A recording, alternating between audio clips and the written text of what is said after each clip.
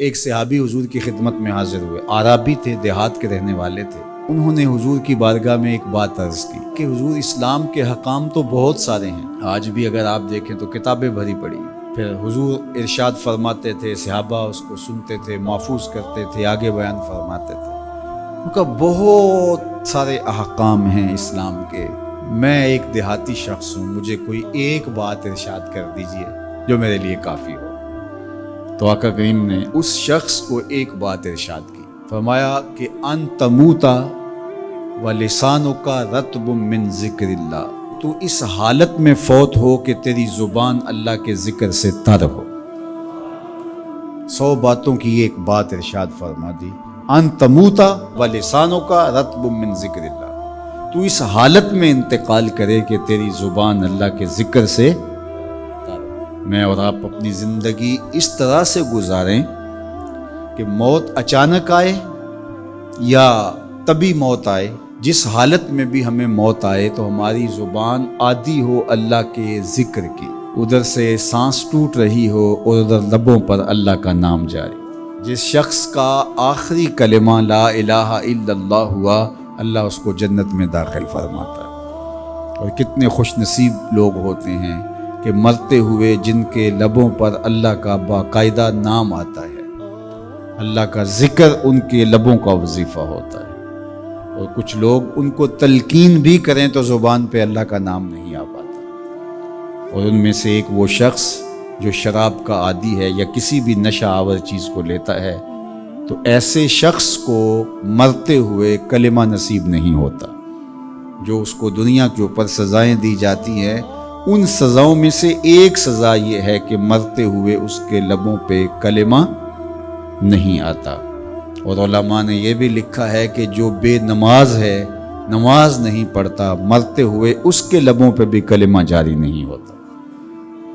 اللہ اکبر۔ تو ایک جامع بات ارشاد کر دی کہ ان تموتا ولسانک رطب من ذکر اللہ، تو اس حالت میں فوت ہو کہ تیری زبان اللہ کے ذکر سے تر ہو۔ قرآن مجید میں ہمیں اللہ تعالیٰ نے یہ بھی حکم دیا ہے کہ مجھے یاد کرو، اور یہ بھی حکم دیا ہے کہ مجھے فراموش نہ کرو۔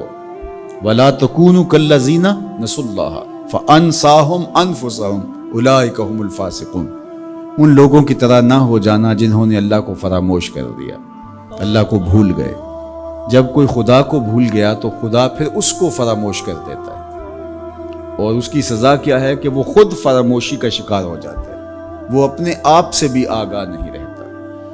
تو ہمیں جو حکم دیا گیا وہ ہے اللہ کو یاد کرنے کا۔ تو یاد کرنے کا ایک مفہوم یہ ہے کہ اللہ جل شانہ کی اطاعت کی جائے، اس کی فرما برداری کی جائے، اس کے احکام پر عمل پیرا ہوا جائے، نہ یہ ہے کہ اس کے احکام کو فراموش کر دیا جائے۔ یقول اللہ تبارک و تعالی، اللہ جل شانہ خود ارشاد فرماتا ہے، یہ حدیث قدسی ہے، فیما یروی عن ربہ، جو حضور اپنے رب سے روایت کرتے ہیں۔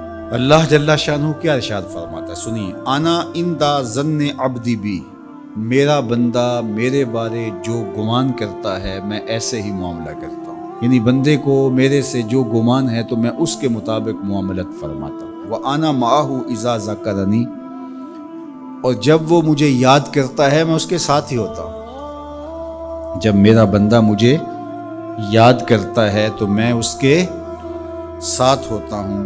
فَإِذَا ذَكَرَنِي فِي نَفْسِهِ ذَكَرْتُهُ فِي نَفْسِي، جب وہ مجھے اپنے دل میں یاد کرتا ہے تو میں بھی اسے اکیلے یاد کرتا ہوں۔ کتنی بڑی بات ہے کہ کسی کو رب یاد کرے۔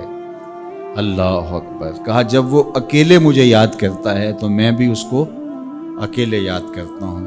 وَإِن ذَكَرَنِي فِي مَلَئٍ ذَكَرْتُهُ فِي مَلَئٍ خَيْرٍ مِّنْهُمْ، اگر وہ مجھے مجمع میں یاد کرتا ہے، لوگوں کے ہجوم میں یاد کرتا ہے، تو میں بھی اسے مجمع میں یاد کرتا ہوں جو اس مجمع سے بہتر ہے، اس اجتماع سے بہتر ہے۔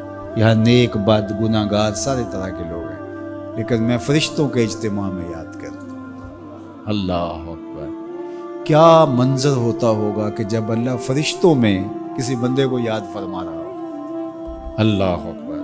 اور ایک حدیث میں جو ہے وہ اس کے پھر آگے لفظ جو ہے یہ ہے، میرا بندہ میری طرف اگر ایک بالشت چل کے آتا ہے تو میں ایک ذرا آتا ہوں، اور میرا بندہ میری طرف اگر 1 قدم آتا ہے 70 قدم آتا ہوں، اور اگر میرا بندہ میری طرف چل کر آتا ہے اتیت ہو ہر والا، میری رحمتیں دوڑ کے استقبال کرتی.